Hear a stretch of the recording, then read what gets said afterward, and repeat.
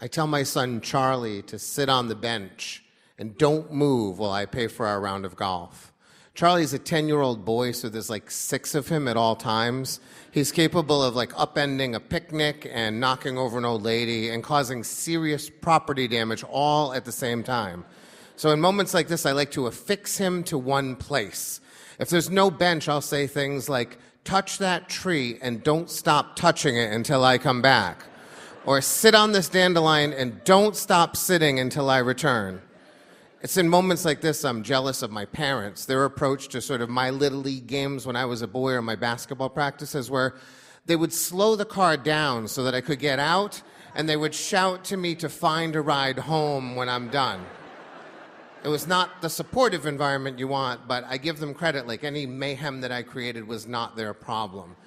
But Charlie's my problem, so I stick him on the bench and I pay the $10 that we can play at this scrubby little course that we love. And when I come back to the bench, he's pointing at this little metal plate that says Greg Davis, 1953 to 2019. And he asks what it is. And I tell him this is a memorial bench, that Greg Davis passed away. His friends or family put this bench here. He probably loved the course as much as we love it. And I turn to head to the first tee, but he's still sitting there. His wheels are turning. So I wait, and then he says to me, Dad, when you die, I'm going to build a fountain for you, and I'm going to put a plaque on it so that you will never be forgotten. And then when Mom dies, I'm going to put a fountain right next to yours with a plaque because you love each other, and so no one will forget her. And then from heaven, when people throw pennies in, you can grant them wishes from heaven. And I have a bunch of thoughts hit me at once. The first one is, why do I always die first in all of his stories? My wife is younger than me, but give me a break. Like, there is a possibility I could outlive the lady. My second thought is, he doesn't believe in heaven. He tells me all the time. He says the universe is subatomic particles and string theory and big bangs. He says heaven is nonsense. So why am I now going to a place he doesn't believe in? Also, have I not done enough work already? Like, if I do rest in peace in heaven someday, I now have to grant wishes from heaven for eternity? But it's the last one that sort of lands with a thud in my heart, and it's this. I'm not going to get that fountain that Charlie is promising me.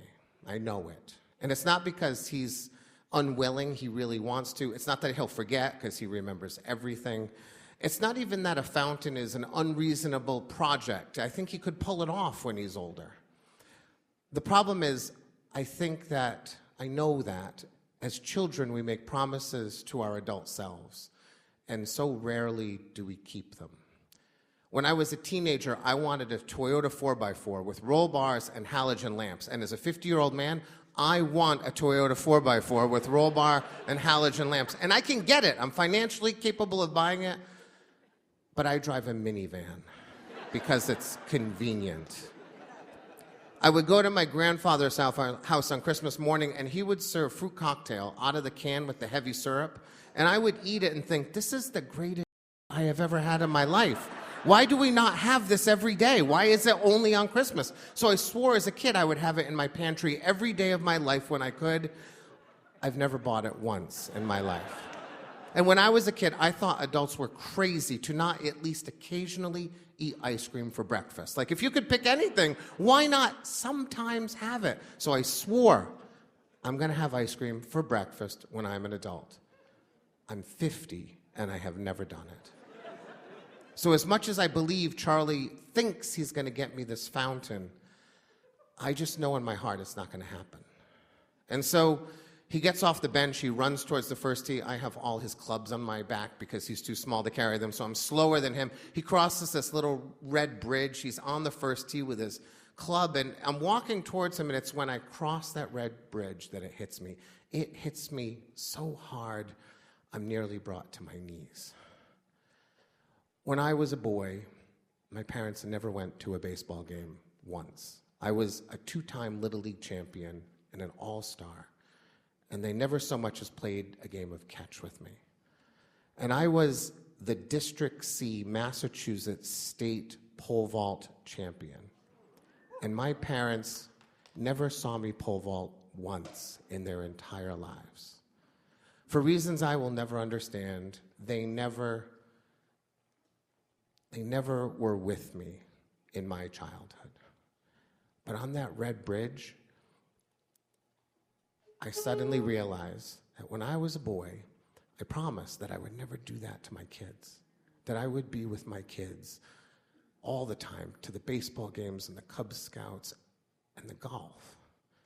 I'm on that red bridge and I realize that I have kept the most important promise that I have ever made in my life.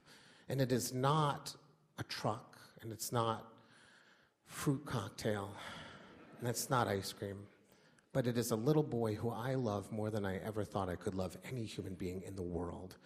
And I am keeping a promise as a boy to this boy, and I hadn't even realized it until that moment. It is the most important promise I have ever made to myself and to my son. Thank you.